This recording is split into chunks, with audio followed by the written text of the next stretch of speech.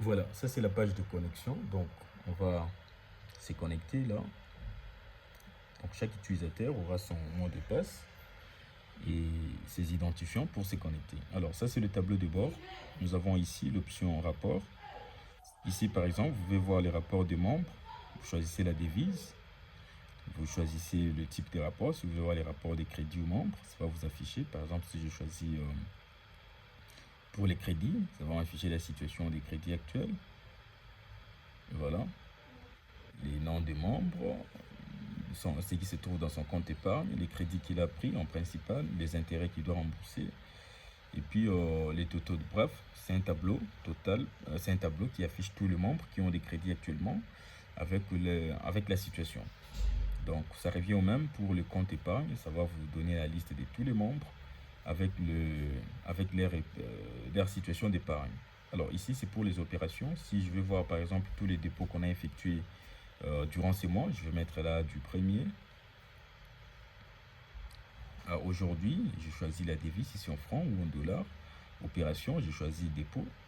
Donc vous pouvez choisir n'importe quelle opération ici ou toutes les opérations. Vous choisissez également l'agence et puis vous choisissez tous comme agent.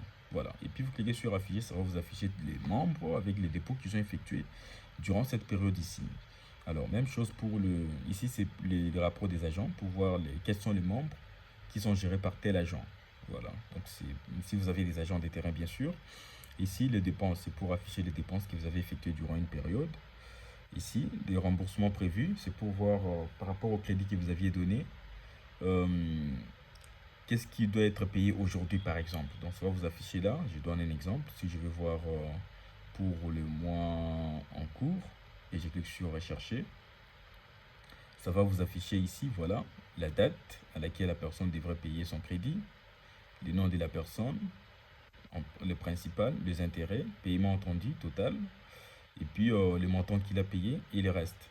Donc c'est ça, c'est que ça donne ces rapports. Si vous choisissez du premier à aujourd'hui, ça va vous afficher la liste de tous les membres qui devraient payer durant cette période-là avec leur date d'échéance. Voilà, donc c'est ça. Alors là, on va passer à l'option suivante. Voilà, ici c'est les rapports, donc c'est pour les résultats. C'est pour voir le résultat que vous avez réalisé. Si je mets là par exemple voilà, jusqu'à aujourd'hui. Ah voilà, chez moi il n'y a rien, mais ça va vous donner ici la liste de tout les résultats que vous avez réalisés, si vous avez vendu les carnets, si vous avez récupéré le frais de retrait, les commissions, donc tout ce qui est comme produit. Donc ça va vous afficher ici pour pouvoir vous aider à savoir, voilà, durant cette période, vous avez réalisé autant en termes de profits, de bénéfices, quoi. Voilà. Alors ça, c'était pour la section des rapports. Là où j'ai cliqué dans le bouton bleu, rapport en PDF, donc ici, rapport. C'est là où vous allez avoir accès aux différents rapports et tableaux. Alors ici, ces graphiques, ça montre la performance de vos agents de terrain. Donc, ça va vous montrer les noms de l'agent, par exemple ici, et un. Et là, ça veut dire qu'il gère un seul membre. Si, selon le nombre d'agents que vous avez sur terrain, ça va vous montrer les nombres y compris la tendance, les nombres de membres que chaque agent gère. Alors ici, maintenant en bas, ça vous montre ici les comptes épargne et les comptes épargne en francs et en dollars, selon les devises que vous gérez. Par exemple, pour l'épargne, ça va vous montrer ici le nombre total des membres qui ont les comptes épargne en francs, le nombre total des membres qui ont les comptes épargne en dollars, ils sont à 9 ici. Le dépôt, le total de dépôts que vous avez reçus auprès de vos clients, le total des retraits qu'ils ont déjà effectués et le solde général des épargnes des membres. La même chose pour le franc et les dollars. Alors ici, c'est les membres pour vous dire, vous avez autant de membres effectifs. Et puis ici, autant de membres auxiliaires. Et le total de membres, vous avez 21 membres par exemple. Ici, c'est le résultat. Donc, si vous avez vendu les carnets, vous avez structuré les frais de retrait, vous avez récupéré les intérêts des crédits, c'est considéré comme vos résultats et ça va afficher ici par jour et ici par mois. Et de l'autre côté, c'est en rapport avec le crédit. Si vous avez octroyé les crédits, le système va vous montrer ici les crédits en francs et en dollars. Par exemple, là, le nombre des comptes des crédits que vous avez octroyés, les montants total des principales octroyées, les intérêts attendus, le total de crédit, ça veut dire principal plus intérêt, le remboursement que vous avez reçu en termes de principal, le remboursement que vous avez reçu en termes des intérêts. et les soldes qui restent auprès des membres. Donc, ça va vous afficher là en francs et en dollars.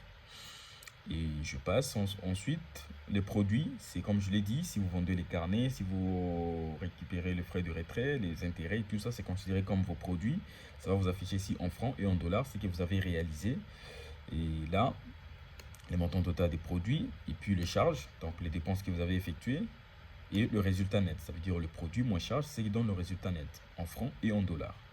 Ici, c'est vos capitaux. Donc, si vous avez également inséré votre capital social, ça va apparaître ici, les capitals social en francs et en dollars, le réserve que vous avez et la somme que vous avez affectée aux unités de production ou aux activités génératrices de revenus. Et là, c'est les soldes global de ce qui se trouve en banque et ce que vous avez actuellement en caisse. Donc, c'est comme ça. Alors, maintenant, on va ici passer donc aux paramètres. Dans paramètres, par exemple, on a là les devises. On peut gérer les différentes devises. Les billets, donc on va insérer les billets pour chaque devise pour vous aider à gérer également le billettage. Lorsque les membres déposent l'argent, on doit également renseigner il a déposé quel billet et tout ça. On va voir ça. Ici, c'est pour configurer les frais, les services et les produits divers que vous proposez. Les pays, si vous étendez vos activités dans d'autres pays, il y a moyen de gérer tout ça dans un seul compte. Les provinces et tout ça. Et ici, c'est pour gérer les agents. Ici, c'est pour gérer les informations de l'institution, par exemple, changer les noms de la banque, ici, changer les noms de la banque, les logos et tout ça. Et puis ici, l'option, c'est pour configurer les produits épargne et les produits crédit. Par exemple, vous pouvez configurer les produits épargne en tontine, ou bien configurer les crédits express. C'est par ici que vous allez configurer cela. Ressources humaines, c'est pour gérer vos employés. Alors, donc clientèle ou membres, c'est là où vous verrez vos membres effectifs et les membres auxiliaires. Par exemple, si je vais dans membres auxiliaires, voilà, ça va me montrer ici la liste de tous les membres auxiliaires. Ils sont là, donc je vais passer.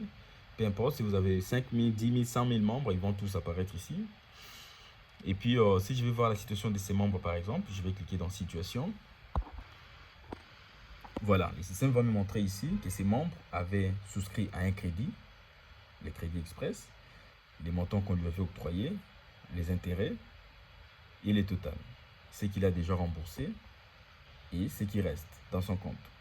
Alors, si je clique sur échéancier, voilà, le système va me montrer son échéancier de remboursement, donc la manière dont il doit payer son crédit. Par exemple, à cette date, il devrait rembourser. Ça montre les capitales restants dus, les amortissements, les intérêts, les cautions, les paiements mensuels. Donc ça, c'est ce qu'il doit payer chaque mois. Donc à chaque date ici, il doit payer 74,65 quelques. Et puis là, les pourcentages par rapport aux intérêts, les dates de paiement, s'il a déjà payé ça, et les montants payés. Et puis les soldes. Donc ça montre comme ça c'est un échéancier des remboursements pour ces membres ici. Ça nous montre la situation, la manière dont il doit payer son crédit. Alors là, nous étions dans l'échéancier. Quand on va dans le détail, ça va nous montrer ici, voilà, les détails maintenant. On l'avait octroyé, comment dire, 500 $, qui va rembourser avec les intérêts des 40%, qui est 96,17. Alors ici, vous allez choisir si il s'agit de type de remboursement constant ou dégressif. Donc, ça dépend de ce que vous allez choisir au moment de l'octroi des crédits. Et puis, les totals. Donc, pour ces membres, il va nous rembourser un total de 996,17. Il a déjà remboursé 74 et il reste avec ça. Ici, on peut imprimer le relevé. Et puis ici, c'est où on verra tous les détails de son remboursement et de ce qu'on a octroyé. Et s'il veut rembourser, on va cliquer là, on renseigne les montants qu'il souhaite rembourser, on met le billettage, et puis on choisit l'échéance qu'il souhaite rembourser. Et puis on enregistre. Voilà. Donc là, c'était pour les crédits. Alors, on voit ici, pour son compte épargne, il a souscrit à 3 épargnes. Il a souscrit à l'épargne ordinaire. Et puis, il a créé un autre compte épargne. Donc, un membre peut avoir plusieurs comptes épargne. Ça peut être l'épargne tontine, ça peut être différents types d'épargne selon les produits que vous avez dans votre structure. Alors, par exemple, si je vois son compte épargne ici, je vais cliquer dans Détail. Voilà, et puis ça va me donner sa situation. Par exemple, là, ça me montre qu'il avait fait un dépôt de 700. Il a retiré 690 points et quelques. Et puis, il reste avec 9 points et quelques dans son compte. Là, on peut imprimer son relevé. Et ici, on peut voir les détails de toutes ces transactions. Voilà. Et là, l'opération, si on clique là, on peut par exemple faire le dépôt. On va renseigner les montants qu'il souhaite faire comme dépôt. Je vais faire un exemple. Voilà, admettons qu'il veut déposer 100 $. Je vais choisir ici, supposons qu'il avait amené un seul billet de 100 $. Donc, je mets le billettage ici. Et puis, je choisis libellé, je mets par exemple dépôt. Et agent, j'ai choisi la personne qui a effectué l'opération. Mais si c'est une caissière qui le fait à partir de son compte, ça va afficher son nom directement. Et puis, je choisis le mode de paiement, espèce. Je clique sur enregistrer. Et voilà, le dépôt est enregistré avec la possibilité d'imprimer le reçu, avec les informations de votre institution. Voilà. Donc là, c'est fait. Si je sais de retourner, et bien là, on verra bien que dans son compte, ça a augmenté. Il a maintenant un dépôt de 800, c'était 700 avant, et il reste avec les soldes de 109,65. Donc c'est comme ça que vous allez procéder pour les différentes opérations, que ce soit pour le retrait, pour le remboursement des crédits. Donc voilà. Alors là, on passe. Ici, c'est l'option pour importer la liste des membres. Si vous avez déjà vos membres dans un fichier Excel, on peut les importer facilement à partir d'ici. Ici, il y a la gestion des demandes de crédit. Parce qu'ici, les crédits, ça suit vraiment les normes, comme la Banque centrale exige. Il faut passer par la demande de crédit. On analyse les crédits avec tous les indicateurs possibles. Et ensuite, ça passe au niveau de la commission des crédits. Ils vont décider s'il faut accorder les crédits ou pas. Et ensuite, on octroie les crédits à la caisse. Donc, c'est comme ça que ça va se dérouler, y compris ici dans notre application, parce que nous sommes arrangés pour faire en sorte que l'application puisse répondre au maximum aux exigences de la Banque centrale. Parce qu'ici, on a intégré également la comptabilité bancaire pour vous aider à générer également les états financiers que vous allez envoyer à la Banque centrale. Alors là, épargne, nous avons les différentes options par rapport à l'épargne. Vous allez le voir ici. Nous avons crédit, nous avons également les différentes options en rapport avec les crédits. Voilà. Et comptabilité, comme je viens de dire tout à l'heure, nous avons également toutes les options nécessaires en rapport avec la comptabilité. Mais il faut savoir que la plupart des opérations sont déjà automatiquement comptabilisées. Par exemple, quand on fait le dépôt, c'est également comptabilisé automatiquement, quand on fait le retrait et tout ça. Et puis, le système va vous générer les états financiers. Là, on va y arriver. Alors, la Banque centrale, il y a les options relatives à la Banque centrale. Par exemple, ici, dans BCC Microfinance, c'est pour vous aider à avoir certaines informations de la Banque centrale. C'est le site de la banque. Et puis ici, FINA, donc c'est ces logiciels de la Banque centrale. C'est par ici que vous enverrez vos rapports périodiques. Une fois que vous aurez vos agréments, si vous l'avez déjà, donc c'est là que vous allez envoyer vos rapports périodiques, qui est généré automatiquement par notre système. Et puis ici, la cour d'échange, c'est ici que vous verrez la cour d'échange chaque jour, selon ce que la Banque centrale va commencer à publier. Donc c'est ici que vous verrez que les taux, par exemple, actuellement, c'est les dollars et les francs, actuellement, c'est par exemple là, c'est 2849,600 et quelques. Donc c'est ça les taux d'échange, c'est dans la Banque centrale. Et puis nous avons ici les rapports périodiques. Donc quand je clique dans rapport périodique, c'est ici que vous allez actualiser ces fichiers périodiques de la Banque centrale. Donc ces fichiers-là contiennent les bilans, les tableaux de formation des résultats, l'élément de calcul des ratios et tous ces fichiers ici. Donc, c'est que selon vos activités, ces fichiers sont actualisés automatiquement, de sorte que si vous voulez envoyer à la Banque centrale, vous n'aurez qu'à télécharger les fichiers et puis l'envoyer. Donc, c'est ça.